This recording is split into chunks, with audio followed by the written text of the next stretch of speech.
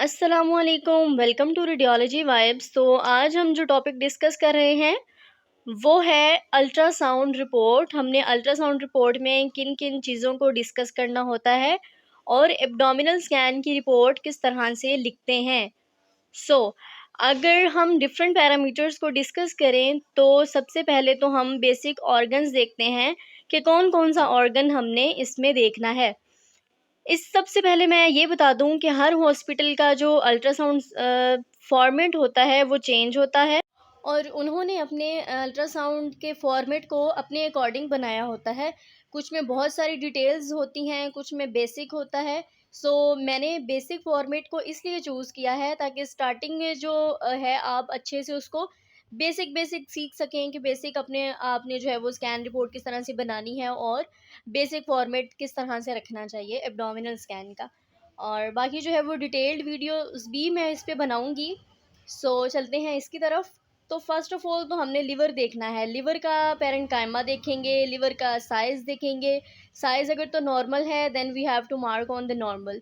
अगर enlarge size आ रहा है देन उसकी मेजरमेंट लिखेंगे, उसका साइज़ लिखेंगे। पैरेन्काइमा जो है उसके पैरेन्काइमा पे कमेंट करेंगे फैटी है, नॉर्मल है या उसमें कोई फोकल डिफेक्ट तो नहीं आ रहा। इसके अलावा जो है वो हमने कमेंट करना है बाइल डक्ट पे। बाइल डक्ट सीबीडी नॉर्मल है या नहीं, सीबीडी ज़्यादा थिकन तो नहीं आ रही। ये सब जो है वो हमने लिवर में मेंशन करना होता है। गॉल ब्लैडर का साइज़ जो है वो मेंशन करेंगे। कॉन्ट्रैक्टेड तो नहीं है, अगर तो कॉन्ट्रैक्टेड है तो फिर तो आपको नज़र ही नहीं आएगा। गॉल ब्लैडर का स्कैन करने के लिए भी एक अलग से पैटर्न है, उसकी प्रॉपर प्रिपरेशन है। देन फिर आप उसका स्कैन करते हैं, उसके लिए एक अलग से वीडियो बना दूंगी जिसमें अच्छे से आपको सारी चीज़ें डिस्कस कर दूंगी।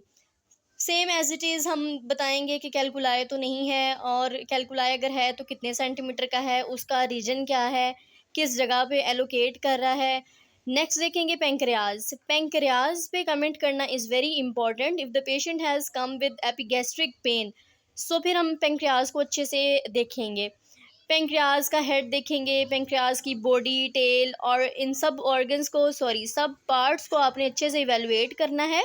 उसका पैरेन्काइमा, उसका इको टेक्सचर देखेंगे कि ज़्यादा जो है वो हाइपर इकोइक तो नहीं आ रहा, हाइपो इकोइक तो नहीं आ रहा, या फिर उसका बिल्कुल ही इको टेक्सचर ख़राब तो नहीं हुआ और जो है वो आपको प्रॉपर पेंक्रियाज नज़र आ रहा है या नहीं।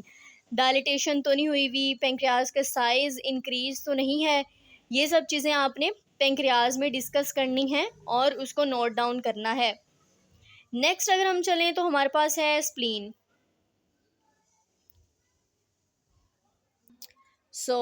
नेक्स्ट जो है हम देखेंगे स्प्लीन। स्प्लीन का साइज़ क्या है, नॉर्मल है या इनलार्ज है। मोस्टली जो है वो नॉर्मल ही होता है। समटाइम्स मतलब अगर सीएलडी का पेशेंट है या कोई इन्फेक्शन चल रहा है तो उसमें स्प्लीन का साइज़ इनलार्ज हो जाता है। उसमें फिर हम बताएंगे कि नॉर्मल है या इनलार्ज साइज़ आ रहा है। नेक्स्ट हमारे पास है parenchyma. Same as it is जैसे हमने ऊपर ऑर्गन्स का पेरेन्काइमा डिस्कस किया, उसी तरह से इसका पेरेन्काइमा भी हम देखेंगे। किडनीज़, दोनों किडनीज़ के साइज़ अच्छे से लेने हैं। किडनीज़ के साइज़ लेने के बाद हम उसकी कॉर्टिकल थिकनेस और जिस तरह से भी इसका साइज़ लेना है, इसके लिए एक अलग सी वीडियो मैंने बनाई हुई है। डिस्क्रिप्शन में लिंक मेंशन कर देती हूँ, उसको जाके देख लीजिएगा कि how to measure the size of kidneys on ultrasound. Parenchyma देखेंगे। रिनल पेरेन्काइमल डिजीज़ तो नहीं चल रही पेशेंट की, आया पेरेन्काइमा नॉर्मल है या नहीं है, और अगर पेरेन्काइमल इकोजेंसिटी इंक्रीज्ड है या रेज्ड आ रही है तो उसकी ग्रेडिंग क्या है। अगर पेरेन्काइमल इकोजेंसिटी रेज्ड है तो उसकी ग्रेडिंग क्या है। कैलकुलस अगर है, स्टोन है या नहीं है, और अगर स्टोन है तो कितने सेंटीमीटर का है, कितने एमएम का है, और उसकी लोकेशन क्या है, किस पोल पे है, मिड पोल पे है, अपर पोल पे है या किस पोल पे है, ये आपने मेंशन करना होता है।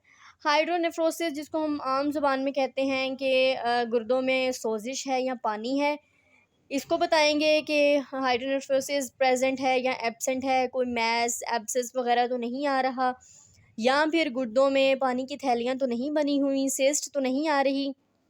अगर वो सिस्ट है, कॉर्टिकल है या मेडुलरी है, किस ऑर्गन पे, किस रीजन पे पड़ी हुई है, किस जगह पे एलोकेट कर रही है सिस्ट, ये आपने मेंशन करना होता है। बट अगर इस तरह से सिंपल फॉर्मेट हो तो आपने जस्ट प्रेजेंट या एब्सेंट ही बताना है कि सिस्ट आपको नज़र आई या नहीं नज़र आई। देन फिर आप कमेंट्स में उसकी डिटेल बता सकते हो कि कितने सेंटीमीटर की है या कितने जो है वो उसका साइज़ है, कितने का कैलकुलाई है, एट्सेट्रा। यूरिनरी ब्लैडर आपने अच्छे से देखना है। Urinary bladder must be adequately field.